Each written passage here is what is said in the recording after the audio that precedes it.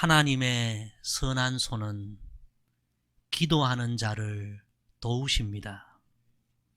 우리는 이 확신을 갖고 신앙생활해야 하며 어떤 상황에도 낙심하지 말고 끝까지 믿음으로 기도해야 합니다. 지난 4주간 우리는 무너진 믿음을 수축하라, 이런 주제로 느헤미야 1장 말씀을 함께 나누었습니다. 바벨론의 침략으로 완전히 무너진 이스라엘을 다시 일으켜 세우기 위해 하나님이 찾았던 사람은 그 어떤 사람이 아니라 바로 기도의 사람 느헤미야였습니다. 우리 하나님은 오늘도 기도의 사람을 찾으시고 기도의 사람을 사용하시고 기도의 사람을 하나님의 선한 손으로 도와주시는 줄로 믿습니다. 오늘부터는 도우시는 하나님의 선한 손, 이런 주제로 느헤미야 2장 말씀을 계속 상고하며 은혜 나누기를 원합니다. 우리 먼저 본문 1절 말씀 다시 한번 다 함께 읽습니다. 아닥사스다 왕 제20년 니산월에 왕 앞에 포도주가 있기로 내가 그 포도주를 왕에게 드렸는데 이전에는 내가 왕 앞에서 수심이 없었더니. 첫째, 기도하는 자는 끝까지 낙심하지 말고 인내로 기도해야 합니다. 느헤미야 1장 1절에 보면 느헤미야가 민족의 무너진 이야기를 듣고 금식하며 기도하기를 시작할 그때가 아닥사스다 왕 제20년 기슬러월이었다고 기록합니다. 그런데 오늘 본문 2장 1절에 보니까 아닥사스다 왕 제20년 니산월이라고 기록되어 있습니다. 1장의 기슬러월은 현재로 하면 11월, 12월에 해당되는 시기고, 오늘 본문의 니산월은 현재로 3, 4월에 해당되는 시기입니다. 그러니까 이 느헤미야가 민족의 아픔을 듣고 기도하며 금식하며 하나님 앞에 나아가기 시작한 그때로부터 지금 약 4개월이 지났다는 그런 이야기입니다. 다시 말하면 4개월 동안 느헤미야가 민족을 위하여 눈물을 흘리며 금식하며 간절하게 기도했지만 아직도 기도 응답은 오지 않았다는 그런 이야기입니다. 그런데 느헤미야는 낙심하지 않았습니다. 포기하지 않았습니다. 하나님이 응답해 주실 그때까지 끝까지 믿음으로 인내로 기도함으로 말미암아 마침내 응답을 받게 된 것입니다. 사랑하는 성도 여러분, 우리가 어떤 문제를 두고 기도할 때에 그 기도에 응답이 속히 오지 않더라도 우리는 절대로 낙심하지 말고 끝까지 느헤미야처럼 믿음으로 인내로 기도해야 할 줄로 믿습니다. 기도하면서 절대로 조급하면 되지 않습니다. 기도하는 자는 하나님이 하나님의 때에 가장 선한 것으로 응답해 주실 것을 믿고 하나님의 선하심을 절대적으로 신뢰하며 끝까지 인내로 기도해야 합니다. 하나님의 시간, 하나님의 응답의 때가 올 줄로 믿습니다. 지난 2주간 금요 성령 집회 때 7080 은혜로운 복음성과 찬양 콘서트로 하나님 앞에 영광을 돌렸습니다. 저도 찬양 몇 곡을 추천했는데 과거 청년 시절 정말 저의 가슴을 뜨겁게 했던, 저의 가슴에 사명의 불을 붙이고 성령의 불을 붙였던 너무나 귀한 찬양들이 많았습니다.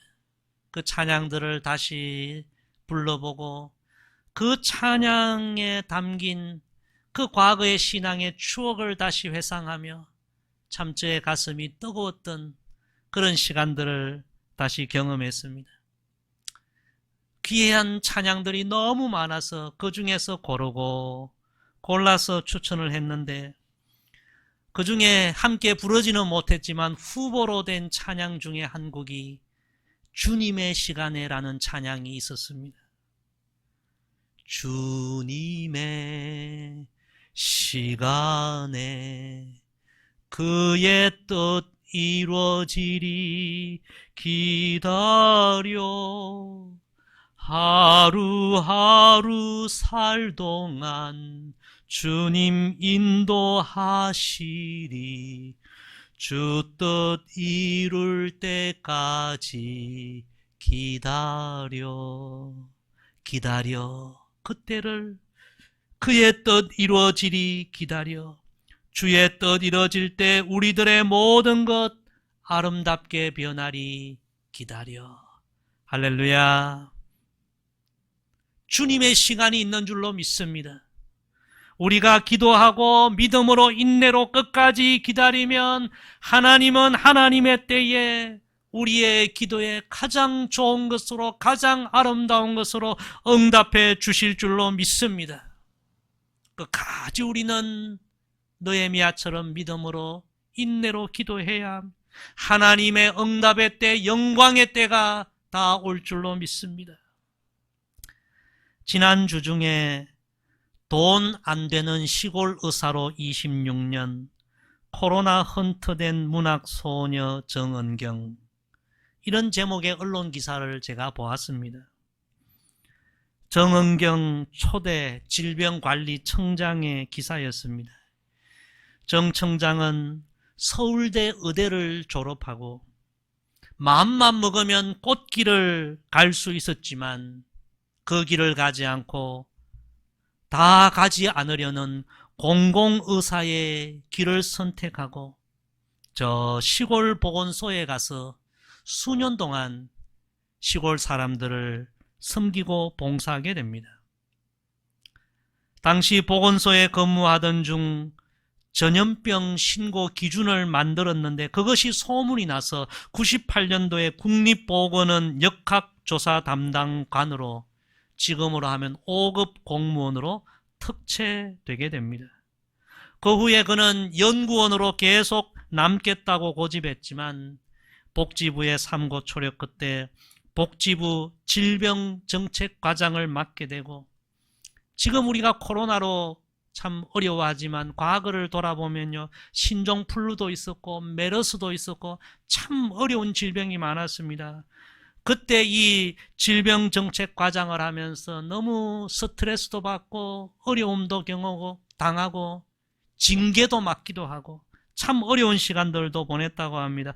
그런데 그 어려움을 계기로 인해서 신종 감염병 대응 기초를 마련하는데 공헌을 하게 되고 마침내 질병관리본부장을 거쳐 초대 질병관리청장이 되게 됩니다. 돈 안 되는 시골 의사의 길을 선택한 지 26년 만에 질병청장에까지 오르게 되었다는 그런 기사였습니다. 제가 그 기사를 보면서 세상에도 이렇게 묵묵히 선한 뜻을 품고 그 길을 걸어가면 다 영광의 때를 맞게 되는구나. 하물며 하나님의 백성들인 우리가 하나님 앞에 선한 마음을 품고 기도하면 하나님의 선한 응답의 때가 반드시 오지 않을까. 성도 여러분, 지금 우리가 다 어려운 때를 맞고 있고 다 답답한 시간을 보내고 있지만 아직 끝이 아닌 줄로 믿습니다. 우리도 느헤미야처럼 참 수개월이 지나도 응답이 오지 않을지라도 우리가 믿음으로 인내로 하나님 앞에 기도하면 반드시 하나님은 은혜의 때를, 응답의 때를, 선한 역사의 때를 우리에게 허락해 주실 줄로 믿습니다. 힘든 시간들을 보내고 있지만 더 끝까지 인내로 믿음으로 기도하고 승리하는 우리 모두가 되기를 소망합니다. 우리 계속해서 2절에서 4절까지 말씀 우리 같이 봉독합니다. 왕이 내게 이르시되 내가 병이 없거늘 어찌하여 얼굴에 수심이 있느냐 이는 필연 내 마음에 근심이 있음이로다 하더라. 그때에 내가 크게 두려워하여 왕께 대답하되 왕은 만세수를 하옵소서. 내 조상들의 묘실이 있는 성읍이 이제까지 황폐하고 성문이 불탔사오니 내가 어찌 얼굴에 수심이 없사오리까 하니 왕이 내게 이르시되 그러면 내가 무엇을 원하느냐 하시기로 내가 곧 하늘의 하나님께 묵도하고. 아멘. 두 번째, 기도하는 자에게 하나님은 마침내 은혜의 기회를 주십니다. 따라합시다. 기도하는 자에게 하나님은 은혜의 기회를 주십니다. 이방 나라에서 크게 성공한 느헤미야가 민족의 아픔을 알기 전에 민족을 위하여 금식하며 기도하기 전까지만 해도 그의 얼굴에 어두운 빛은 없었습니다. 하지만 민족의 아픔을 끌어안고 금식하며 눈물로 고통받는 백성을 위하여 간절하게 기도하기 시작한 후부터 이 느헤미야의 얼굴이 예전과 같지 않았습니다. 남들이 보기에 금방 표가 날 정도로 그의 얼굴이 어두워지고 많이 달라졌습니다. 수척해졌습니다. 민족의 아픔을 안고 기도하다 보니 그 아픔이 느헤미야의 아픔이 되어 그의 얼굴에 근심이 가득하게 나타나게 된 것입니다. 왕이 이것을 알아차리고 느헤미야에게 이야기합니다. 너가 특별한 병도 없는데 어찌 얼굴에 수색이 있느냐? 내 마음에 어떤 근심된 일이 있는 것이 분명하다. 오늘 성경에 보니까 느헤미야가 이 왕의 이야기를 듣고 매우 긴장하고 크게 두려워했다. 여러분, 왜 그렇습니까? 느헤미야는 왕의 생명과 직결된 왕의 음료를 담당하는 술관원이기 때문에 그의 얼굴색의 변화는 왕을 불안하게 만들 수 있기 때문입니다. 혹시라도 이 느헤미야가 다른 생각을 한다면 왕의 생명이 위태로워질 수 있지 않습니까? 그래서 왕이 만약 오해를 한다면 느헤미야의 목숨이 날아갈 수도 있는 그런 위태로운 상황이어서 느헤미야가 두려워하게 된 것입니다. 어쩌면 기도했는데 느헤미야에게 위기의 순간이 온 것 같습니다. 느헤미야는 정말 두렵고 떨리는 마음으로 왕에게 이렇게 이야기합니다. 왕이여, 나의 열조, 나의 조상들의 묘실이 있는 성읍이 다 지금 불에 탔는데 어찌 내 얼굴에 수색이 없을 수 있겠습니까? 여러분, 이 느헤미야의 말은 참으로 지혜로운 말입니다. 우리나라 사람들도 조상을 잘 섬겨야 복을 받는다 생각하면서 조상들의 묘실을 귀하게 여기지 않습니까? 당시에 페르시아 사람들도 똑같은 생각을 하고 조상들의 묘실을 너무나 귀하게 생각했습니다. 여러분, 기도하는 사람에게 하나님은 지혜를 주시는 줄로 믿습니다. 느헤미야의 목적은 지금 자신이 유대 땅으로 가도록 허락을 받고 왕의 도움을 받는 것이지만 느헤미야는 그 이야기를 먼저 하지 않고 하나님 주시는 지혜로 우리 조상들의 묘실이 다 지금 불탔습니다. 이 느헤미야의 지혜로운 말 한마디가 왕의 마음을 움직이게 됩니다. 그래서 왕이 그 이야기를 듣고 그럼 내가 무엇을 원하느냐? 내가 너에게 무엇을 해주기를 원하느냐? 당시에 페르시아의 왕의 권세는 대단했습니다. 왕이 마음만 먹는다면 나라의 절반이라도 줄 수 있는 큰 권세가 있었습니다. 사랑하는 성도 여러분, 이 대답을 들은 느헤미야는 이때가 바로 하나님이 내게 주신 절호의 기회이구나, 그 사실을 알게 되었습니다. 성도 여러분, 느헤미야는 민족을 위하여 지금까지 금식하며 4개월 동안 기도해 왔는데 왕에게 이 일을 아랠 기회를 마련하지 못했는데 하나님께서 마침내 느헤미야에게 이 은혜의 때를, 기회를 허락해 주신 것입니다. 할렐루야. 성도 여러분, 아무리 어려운 상황이 계속될지라도 하나님은 기도하는 사람, 기도하는 가정, 기도하는 민족에게는 반드시 은혜의 기회를 주실 줄로 믿습니다. 제가 주중에 몇몇 성도님들에게 전화 신방을 했습니다. 어떻게 지내시는가? 근데 여러 성도님들이 목사님 참 어렵습니다, 그런 이야기를 하셨어요. 지금은 우리가 다 어려운 때를 보내고 있습니다. 그러나 여러분, 어려운 상황이지만 느헤미야처럼 우리가 믿음으로 기도하면 반드시 하나님은 우리에게 은혜의 기회를 주실 줄로 믿습니다. 남들이 위기라고 하는 그 순간에도 하나님은 은혜의 기회를 주실 줄로 믿습니다. 그래서 우리는 더 인내로 기도해야 합니다. 오늘 말씀을 제가 묵상하다가 참 제 마음에 감동이 되는 한 말씀을 오늘 살펴보았습니다. 왕이 내가 무엇을 원하느냐 물을 때에 느헤미야 2장 4절 마지막에 보니까 내가 곧 하늘의 하나님께 묵도하고, 참 느헤미야는 이 결정적인 순간, 다른 사람들 같으면 자신의 소원을 금방 이야기했을 텐데 느헤미야는 그 순간에 다시 한번 하나님 앞에 묵상 기도를 드리고 하나님의 도우심을 간구했다는 것입니다. 얼마나 귀한 모습입니까? 가장 결정적인 그 순간, 그 순간에도 다시 한번 하나님의 도우심을 구하고 하늘의 하나님 앞에 기도하고, 하나님은 이런 믿음의 사람, 이런 기도의 사람에게 반드시 은혜를 주시고 기회를 주시고 도와주실 줄로 믿습니다. 성도 여러분, 끝까지 하나님께 기도하고 하나님의 은혜를 간구하는 우리 모두가 되기를 소망합니다. 우리 계속해서 5절 6절 두 절 읽습니다. 시작. 왕에게 아뢰되 왕이 만일 좋게 여기시고 종이 왕의 목전에서 은혜를 얻어 싸우면 나를 유다 땅 나의 조상들의 묘실이 있는 성읍에 보내어 그 성을 건축하게 하옵소서 하였는데, 그때에 왕후도 왕 곁에 앉아 있었더라. 왕이 내게 이르시되 내가 몇 날에 다녀올 길이며 어느 때에 돌아오겠느냐 하고 왕이 나를 보내기를 좋게 여기시기로 내가 기한을 정하고. 아멘. 세 번째, 하나님의 선한 손은 반드시 기도하는 자를 도우십니다.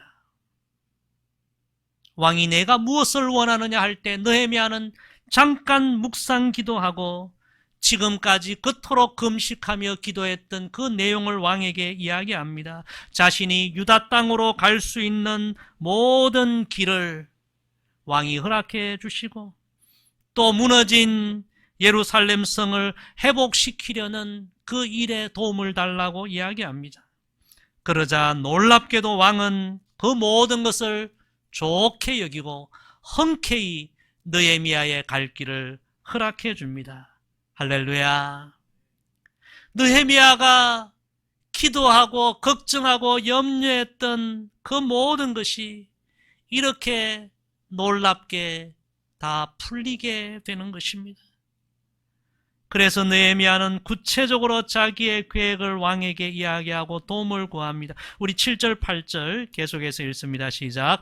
내가 또 왕에게 아뢰되 왕이 만일 좋게 여기시거든 강 서쪽 총독들에게 내리시는 조서를 내게 주사 그들이 나를 용납하여 유다에 들어가기까지 통과하게 하시고, 또 왕의 삼림 감독 아삽에게 조서를 내리사 그가 성전에 속한 영문의 문과 성곽과 내가 들어갈 집을 위하여 들보릇을 제목을 내게 주옵소서 하매 내 하나님의 선한 손이 나를 도우심으로 왕이 허락하고. 아멘. 느헤미야는 왕에게 자신이 유다로 갈 모든 길을 편히 갈 수 있도록 도와주시고, 또 무너진 그 동족 예루살렘의 성과 성문을 다시 공사하는 데 필요한 모든 물자를 지원해 줄 것을 요청하자 놀랍게도 왕이 다 도와주겠다고 허락합니다. 느헤미야는 그 순간 이렇게 고백합니다. 내 하나님의 선한 손이 나를 도우심으로 왕이 허락하고. 할렐루야. 너무 감동적인 순간입니다. 오늘 연필을 가져오신 분은 내 하나님의 선한 손이 나를 도우심으로 이 말씀의 줄을 다 쳐놓으시기를 바랍니다. 느헤미야가 왕을 만나고 왕이 이 모든 것을 허락할 때 이런 결코 우연한 일이 아니라 4개월 동안 눈물로 금식하며 하나님 앞에 기도했던 나의 기도에 하나님이 이렇게 응답해 주시는구나, 하나님의 응답의 결과인 것을 그가 확신하며 내 하나님의 선한 손이 나를 도우셨다, 기쁨과 감사와 감격의 고백을 하게 된 것입니다. 사랑하는 성도 여러분, 내 하나님의 선한 손이 나를 도우셨다, 이 느헤미야의 고백이 진실로 저와 여러분의 고백이 되고 저와 여러분의 간증이 되기를 주의 이름으로 축복합니다. 누구나 어려운 상황을 만날 수 있습니다. 지금 우리 모두가 어려운 상황을 만났습니다. 그러나 느헤미야처럼 선한 마음을 품고 끝까지 인내로 믿음으로 기도하면 하나님의 선한 손이 그를 도와주는 은혜의 때를 우리가 다 만나게 될 줄로 믿습니다. 저희 부모님은 시골에서 50년 이상 지금까지 한 교회를 섬겨오고 계십니다. 시골 교회를 3번이나 새롭게 건축하는 일에도 헌신하셨습니다. 2번째 교회당을 건축하실 때에 온 성도들이 함께 손수 벽돌을 찍고 벽돌 한 장 한 장을 쌓으면서 그렇게 교회를 건축하셨습니다. 그때가 70년대, 경제적으로 너무너무 어렵고 힘든 때였습니다. 어머님은 교회 건축하는데 헌금도 하고 싶고 건축하는 일에 헌신하는 성도들에게 밥 한 끼라도 배불리 먹이고 싶지만 너무 형편이 어렵고 또 부모님을 모시고 있는 상황에서 그런 마음을 표현할 수도 없어서 부엌에서 혼자 밥을 지으실 때에, 여러분 시골에 불 뗄 때 그 부지깽이가 있지 않습니까? 그걸로 부엌 바닥을 두들기면서 눈물로 하나님 앞에 기도하고 하나님 은혜와 긍휼을 베풀어 달라고 그렇게 오랜 시간 간구하고 호소했다고 합니다. 그런데 얼마의 시간이 지나고 저희 외삼촌이 지금은 돌아가셨지만 당시에 일본에서 한인으로 여행사를 크게 운영하셨는데 외삼촌이 문득 마음에 저 시골로 시집간 여동생이 얼마나 고생이 많을까, 이 어려운 때에. 그래서 70년대에 그 당시의 돈으로 100만 원, 지금 같으면 큰 돈이죠. 그걸 보내주신 거죠. 그래서 그 돈으로 건축 헌금도 하고 손수 벽돌 짓고 성전 건축하는 그 교우들 밥도 해드리고 하나님의 선한 손이 도우셨다는 사실을 체험하고 지금까지도 자녀들에게 간증을 하고 계시는 것입니다. 사랑하는 성도 여러분, 다 어렵지만 느헤미야처럼 선한 마음을 품고 기도하는 자는 하나님이 외면하지 아니하시고 하나님이 은혜의 때를 주시고 반드시 하나님의 선한 손으로 도와주실 줄로 믿습니다.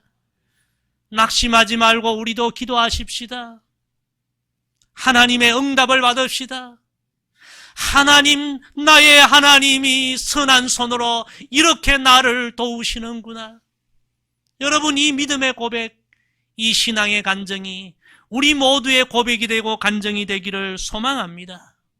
느헤미야처럼 여전히 앞으로도 힘들고 어려운 상황이 계속되지만 끝까지 낙심하지 말고 기도하고 믿음을 지키고 주님을 바라보며 믿음으로 승리하는 저와 여러분, 우리 모두가 되기를 주의 이름으로 간절히 부탁을 드립니다. 기도하겠습니다. 선한 손으로 기도하는 자녀들을 반드시 도와주시는 하나님 아버지, 감사를 드립니다. 참으로 모두가 어려운 때를 보내고 있지만 우리 모두에게 끝까지 기도할 수 있는 믿음과 인내를 허락하여 주옵소서. 느헤미야의 눈물의 기도에 응답해 주신 하나님, 오늘 우리 모두의 간구에도 응답해 주옵소서. 그리하여 내 하나님의 선한 손이 나를 도우셨다는 이 고백이 마침내 우리 모두의 고백이 되게 하옵소서. 지금은 우리가 고통 중에 있지만 반드시 하나님이 준비하신 영광의 날을 우리가 맞게 될 줄로 믿습니다. 하나님, 우리를 도와주시고 우리에게 은혜를 베풀어 주옵소서. 감사드리며 예수님의 이름으로 기도드리옵나이다. 아멘.